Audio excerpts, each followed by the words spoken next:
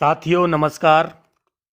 नैनपुर जिला मंडला मध्य प्रदेश से मैं प्रोफेसर डॉक्टर राजेश कुमार ठाकुर। लीजिए सुनिए मेरा व्यंग्य। नेता बनने के लिए शऊर चाहिए। मैंने एक नेताजी से पूछा, आपको नेतागिरी की प्रेरणा कहाँ से मिली? शायद उन्हें कई दिनों से भाषण देने का सुअवसर नहीं मिला था, अतः वे विविध भारती प्रोग्राम की तरह शुरू हो गए। नेता बनना आसान नहीं है। नेता होने के लिए खुद को छात्र जीवन से ही लापरवाह, होमवर्क न करना, समय पर स्कूल न जाना, स्कूल का फर्नीचर तोड़ना, शिक्षकों से अभद्रता, सहपाठियों से मारपीट, छात्र संघ चुनाव में रुचि इत्यादि अच्छी अच्छी आदतें डालकर स्वयं को लापरवाह बनाना पड़ता है। मैंने पूछा, क्या पढ़ाई में की गई लापरवाही आपके विकास में बाधक नहीं होती? उन्होंने तीक्ष्ण जवाब दिया, बाधक क्यों होगी? हाँ, हमें कोई काम चलाऊ गणित बन जाए इतना ही काफी है। कुल मतदाताओं की संख्या, डाले गए मतों का प्रतिशत, सरकार बनाने हेतु आवश्यक सदस्यों की संख्या इत्यादि का अनुमान लगाने हेतु कुछ गणितीय ज्ञान अपेक्षित होता है। इस बहाने हम कुछ पढ़ लिख लेते हैं। झूठ बोलने, हेरा फेरी करने, टिकट जुटाने, तिकड़म फिट करने, ऐसे फार्मूलों का ज्ञान तो हमें अपने पूर्वज भ्रष्ट नेताओं से विरासत में मिलता ही है। सही बात है, मछली के जाए को तैरना कौन सिखाता है? मैंने नेताजी का पक्ष लिया। तब भी हमारी बिरादरी में से कुछ लोगों ने तो स्नातक भी कर लिया है, वरना इस व्यवसाय हेतु कोई अपेक्षित योग्यता का निर्धारण वांछनीय तो है नहीं, और है भी तो वह कुछ अन्य तरह की योग्यता है। इसके बावजूद कुछ ससुरे नेताओं ने उच्च शिक्षा प्राप्त करके नेता जैसे पवित्र शब्द को कलंकित करने का दुस्साहस कर दिखाया है। नासपिटों ने राजनीति की आबरू नीलाम करके रख दी। ऐसे अनट्रेंड लोग नेता बन नेताई की नाक कटाते हैं। मैंने जिज्ञासा प्रकट की, आप नेतृत्व क्षमता और जन सेवा को व्यवसाय का दर्जा देते हैं, और आपकी समझ में वह अन्य तरह की समकक्ष योग्यता क्या है? वे बोले, करोड़ों रुपयों का घोटाला, हवाला आदि नेता ही कर सकते हैं, इससे बड़ा व्यवसाय और क्या होगा? यद्यपि हवाला वालों को हवालात भी हो चुकी है, तथापि सच पूछो तो वह शताब्दी का सबसे बड़ा, सर्वश्रेष्ठ और उत्कृष्ट व्यवसाय है। यही सुकर्म व पैतृक गुण नेतागिरी हेतु आवश्यक योग्यता अंतर्गत आते हैं, जो कि हम में आनुवंशिक रूप से मौजूद होते हैं। वो तो है, पूत के पांव तो पालने में ही मालूम हो जाते हैं। मैंने तारीफ का पुल बांधा। नेताजी ने आगे फरमाया, ऐसा सुना है कि हर पुरुष की सफलता के पीछे किसी स्त्री का हाथ होता है, अतः हमारी भी चेष्टा होती है, कोशिश होती है कि किसी औरत के साथ हमारे। छी, यह तो व्यभिचार हुआ। मैंने प्रतिकार किया। वर्तमाने व्यभिचारे सदाचारः। नेताजी खैनी थूक कर बोले, आजकल व्यभिचार ही सदाचार है। सही कहते हैं आप। स्त्री हमारी पार्टी का पहिया है, जिसे हम अपने अनुरूप पार्टी रूपी धुरी में पहना के रखते हैं। सत्ता सुंदरी का वर्ण करने और नेता बनने के लिए हमें कफन की तरह सफेद कपड़े पहनने पड़ते हैं, ताकि उन श्वेत बेदाग वस्त्रों के भीतर हमारे दाग छिप सकें। प्रत्युत्तर में मैंने जानना चाहा, नेता लोग न तो विधवा हैं न ही विधुर, फिर वे कफन जैसे सफेद कपड़े ही क्यों पहनते हैं? वे झट से बोले, देश की स्थिति क्या किसी विधवा से कम है? और नेताओं की स्थिति? मैंने जानना चाहा। नेताओं की स्थिति तो वैश्याओं के समतुल्य है। जैसे कोई वैश्या हर दिन मर्द बदलती है, वैसे ही हमें भी कई बार सिद्धांतवश पार्टी बदलकर दल बदलू कहलाना पड़ता है। नेता बनने के और क्या क्या गुण हैं? मैंने जिज्ञासा प्रकट की। तंबाकू चबाते हुए नेताजी बताने लगे, नेता होने के लिए एड़ी चोटी का जोर लगाना पड़ता है। खुद को वो चक्का, बड़बोला, बेईमान, कामचोर और निष्ठुर बनाना पड़ता है।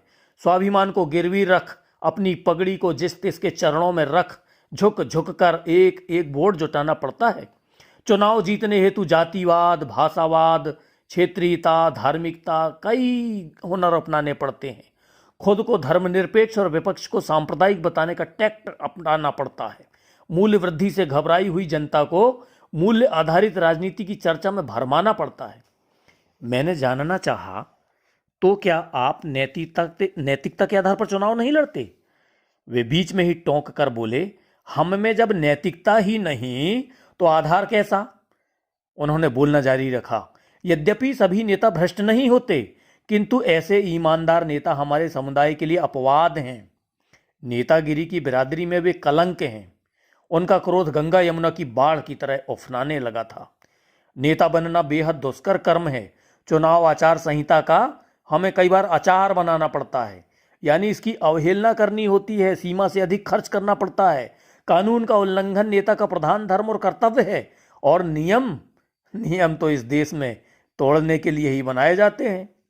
अपने पवित्र कर्म की चर्चा करते हुए नेताजी आगे बोले, मतदाताओं को खरीदना, आला कमान की चापलूसी कर टिकट जुटाना, बूथ कैप्चरिंग कराना, फर्जी वोट डलवाना, मतदाताओं को अपने वाहनों में ढो ढो कर बूथ तक लाना, दिन रात वाहनों में कार्यकर्ताओं को साथ लेकर मनमाना पेट्रोल डीजल उड़ाना और न जाने क्या क्या हथकंडा करना पड़ता है। तब जाकर हमें यह मंजिल मिलती है। एक ही घर के दो व्यक्ति अलग अलग पार्टी में रहते हैं, ये भी हमारी कूटनीति है, डिप्लोमेसी है भाई। यूं तो मतदान के 24 घंटे पूर्व से ही चुनाव प्रचार पर रोक लगा दी जाती है, किंतु सारी मशक्कत हमें उन 24 घंटे के अंदर ही करनी होती है। मतदाताओं को बहलाना, फुसलाना, भरमाना, उन्हें रुपये, पैसे, शराब, कंबल इत्यादि बांटकर खुद को संबल देना पड़ता है। वोट मांगने के लिए हमें नख से शिख तक शब्दों का श्रृंगार करना पड़ता है, जैसे कोई तवायफ बनावटी नज़ाकत दिखाती है। झूठे वादे, झूठे आश्वासन हमारे सुरक्षा कवच हैं, और झूठी घोषणाएं तो हमारे ब्रह्मास्त्र हैं। नेता बनना सुगम नहीं है, यह कांटों भरा पथ है। हमें चिंतन मनन भी करना पड़ता है।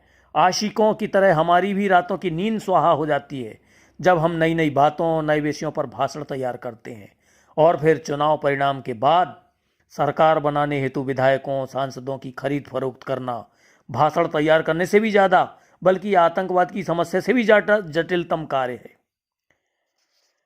थूक निगलते हुए नेताजी ने अपनी बात रखी। बहुमत जुटाने के लिए कितना कष्ट उठाते हैं आप लोग, मैंने सिंपैथी दिखाई। बहुमत की खाद में ही तो विजय का फूल खिलता है ससुरा, नेताजी ने पीकदान में पच्च से थूका। सही रूपक बांधते हैं आप। नेताजी आत्ममुग्ध हो बोले, सत्ता सुख पाने की गरज से हमें दल बदल से भी परहेज नहीं है। सत्ता की डुगडुगी पीटकर रुपयों की पतवार से चुनावी वैतरणी पार करने हेतु हमें युद्ध स्तरीय कोशिश करनी होती है। दल बदल से काम न बना तब हम फेरे लगा लेते हैं, मिली जुली गठबंधन सरकार। हाँ, वैसे भी मिलावट का युग चल रहा है और चलेगा। शक्कर में चाक पाउडर, नमक में सफ़ेद पत्थर का चूर्ण, हींग में सेल खेड़ी, पिसी लाल मिर्च में ईंट कबेलू का चूरा, पिसी हल्दी में पीली मिट्टी, पिसी धनिया में घोड़े और गधे की लीद, सुपारी में सैकरीन, वनस्पति घी में आलू, देशी घी में डालडा, सरसों तेल में आर्जिमोन, भिंडी और परवल को चमकीला हरा बनाने के लिए कॉपर सल्फेट, मांस मछली में ब्लीचिंग पाउडर, अमोनियम सल्फेट का इस्तेमाल, चॉकलेट में निकेल, दूध में caustic soda, urea, formalin, hydrogen peroxide और डिटर्जेंट की मिलावट जारी है कि नहीं? ससुरी गठबंधन की रीत कहाँ नहीं है। मिलावट का जमाना है, इसलिए हम तो अपने आला कमान की हाँ में हाँ मिलाते रहते हैं। मिक्सिंग फिक्सिंग का अच्छा खासा नॉलेज है नेताजी आपको तो। नेताजी फूल कर कुप्पा हो गए। सुना है कि कोई दल जिस पार्टी के समर्थन से सत्ता में आता है, पिस्सू की तरह उसी का खून चूस कर मोटा भी हो जाता है। परजीवी तो हैं ही हम, इसमें क्या संशय, किंतु तुच्छ स्वार्थ के लिए देश का भट्टा बैठा देना कितना जायज है। देश की सच्ची चिंता होती तो इस राजनीति में काहे को आते हम। ऐसी सोच तो दृष्टिहीन और बौना नेतृत्व ही देगी। अरे छोड़ो भी, वतन की फिक्र कर क्यों दुबले हुए जाते हो। भ्रष्टाचार इतना बढ़ गया है, फिक्र तो होगी ही। मैंने नेताजी को कुरेदना चाहा। भ्रष्टाचार आता है हाथी के पांव, जाएगा चींटी के पांव। नेताजी ने मुंह में पुनः जर्दा डाला। शासन के अंडाणु और प्रशासन के शुक्राणु के संयोग से ही भ्रष्टाचार जन्मता है। इसके निवारण हेतु कुछ सख्त और गंभीर प्रयास। हम नेताओं को सरकार बचाने और गिराने से फुर्सत मिले तब ना। मैं निरुत्तर हो गया। यार, मंत्री पद पा जाने पर तो परेशानी ही परेशानियां हैं। जैसे? मैंने प्रश्नात्मक निगाह डाली। कोई राष्ट्रीय स्तर का नेता, कलाकार, साहित्यकार या कोई उद्योगपति मर जाए तो शोक प्रकट करो। कहीं ट्रेन, बस, हवाई दुर्घटना हो जाए, आगजनी, तोड़ फोड़, उपद्रव, दंगा, भूकंप, इन कारणों से लोग मर जाएं, शोक प्रकट करो। सारे समय शोक में डूबे रहो ससुरा। ओह, मैंने संवेदना प्रकट की। क्या कुछ टुच्चाई नहीं करनी पड़ती इस नेतागिरी की खातिर? नाना तरह के नाच नचाती है ये टुच्चाई, बुझाए से बुझे ना ऐसी हवस है नेताई। काफी तजुर्बा रखते हैं आप। मैंने उनका हौसला बढ़ाया। जर्दा फांक कर वे पुनः शुरू हो गए। वैसे इस देश में भाषण देने के लिए पर्याप्त विषय वस्तु उपलब्ध है। आतंकवाद, भ्रष्टाचार, राजनीति का अपराधीकरण, दल बदल, बेरोजगारी, गरीबी, भूखमरी, कुपोषण, दहेज प्रथा, महंगाई, प्रदूषण, कई समस्याएं हमारे भाषण को ओजस्वी, रोचक और प्रभावी बनाने में मददगार साबित होती हैं। ससुरे, हमारे भाषण को पक्का बनाने के लिए ये सब समस्याएं कच्ची सामग्री हैं। और कश्मीर मसला, अयोध्या मुद्दा, गोधरा कांड, ऐसे हादसे तो हमारे भाषणों को पर्याप्त मसाला देते हैं। ऐसे हादसे करवाना, नई समस्याओं का सृजन करना और उन्हें अनसुलझे रखना हमारी सफलता का राज है। समस्या है जन्मः अस्माकं प्रथमं कर्मः। और मुख्य बात यह है कि हम नेता लोग इन सारी मौजूदा समस्याओं के लिए विरोधी पार्टी को ही दोषी ठहराते हैं।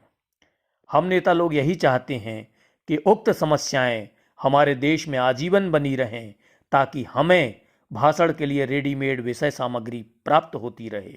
सरकार द्वारा जारी किसी योजना से संबंधित आंकड़े जो कि सफेद झूठ होते हैं, वे भी हमारे भाषण रूपी वाहन के लिए अनुकूल ईंधन साबित होते हैं।